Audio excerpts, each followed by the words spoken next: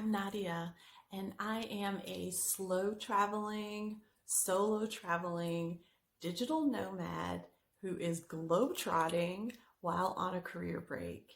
And I offer insights to Gen X and Zennial Black women about that lifestyle, offer some personal experience from the road, and share some insights and learnings and tips and pointers that are helpful to you as you do your own journey. So today we're going to talk just a little bit. We're going to talk about loneliness on the road, and I have a couple of resources that are my go-tos that help keep the lonelies at bay. So let's go ahead and get into it. One thing I want to share is that I actually don't get lonely on the road. One, I enjoy my own company and I think I'm kind of fun.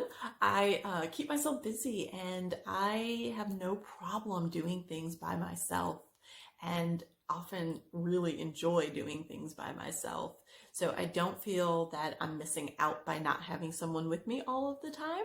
However, there are lots of times where I do have company, and I'm going to tell you about two resources that are my go-tos when I connect or when I get to a new community. First of my two resources I'm going to tell you about is an oldie but goodie, and it's Facebook.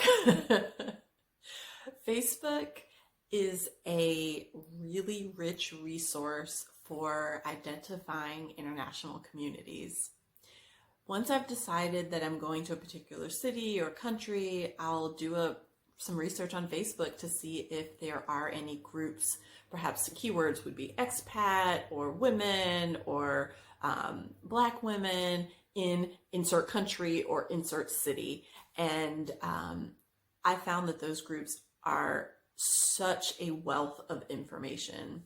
One, people will share tips and pointers about navigating the city. People will offer practical advice about things like challenges with cell phones or getting a bus or the grocery store, or even what brands of medication you should look for if you have a cold, or if you're trying to find contact lens solution or vitamins or whatever it is. People share information about doctors, hairdressers, just all of the things that you might find helpful as you are settling into a city. In addition, there's tons of information about social activities. So people will say, hi, my name is Nadia and I'm new in town and I'm really trying to find piano bars. I have no idea why I just said piano bars, but it's an example of something. Or people may say, I have an interest in CrossFit, and people will make recommendations for CrossFit. Or people may say, I like to hike and I want to go hiking this weekend. Who wants to join me? And extend an invitation for people to join you. These groups are very active. People are highly responsive. There is often a very warm community where people are exchanging information, supporting one another, providing resources, helping people along the way. So Facebook has been great to help educate me about a community, let me know what resources may be available, flag any pitfalls, and I just feel like I'm ready to get, it speeds up the acclimation process, especially when you're in a place for a limited period of time. So Facebook is a great resource for social, for living, for settling in. Definitely utilize Facebook quite regularly. The second is Meetup. And Meetup is an online platform where anyone can create a meetup, just like anyone can create a Facebook group, and you have an interest, you have a skill, you are trying to do something, and you put it out there, and other people will sign up to participate in your meetup. And I have found, for creative pursuits, I found an online writing group that's portable, of course, because it's online, so I can continue to engage myself with that writing group no matter where I am located in the world. I have done workshop series through Meetup, Sometimes things are in person, sometimes things are online exclusively. Again, from a nomadic perspective, it's perfect because it's portable. Your only issue is time zone.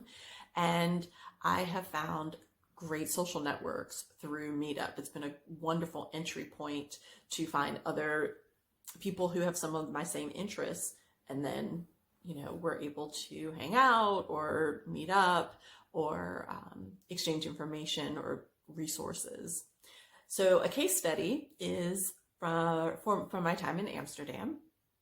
I had gotten in and settled, and I said, well, let me just see what Meetup has going on. So I popped in Black women in Amsterdam. And it turns out that there was actually a group that was for Black women in Amsterdam. And the day, so I was looking at it on a Saturday night once I had gotten settled in my flat. And it turned out that they were having a brunch that Sunday, the next day. And I said, oh, should I go ahead and do this? And I did. I didn't know anybody. I didn't know what I was walking into. I didn't know if I was going to be uncomfortable or if they were going to be welcoming. But I decided to go anyway because why not? I had nothing to lose. So I went, and I'm so glad that I did. It just turned out that this was an excellent, enthusiastic, interested, engaging, smart, fun to be around, and most importantly, welcoming group of people. And we had a great time at brunch. In fact, I ended up spending, meeting another person for cocktails, another person for dinner, just had built myself a little network. And today I just got back to my flat after going to another event with this group. They had monthly brunches, and so this month was actually a dinner instead of a brunch because it was the anniversary of the establishment of the group. I think they turned 8, and there were probably 30 of us that participated. And we just had a wonderful time. It was good energy. People were so friendly. People didn't have an issue with the fact that I was a nomad and was only going to be there for a short period of time. I think my time in Amsterdam was about 6 weeks.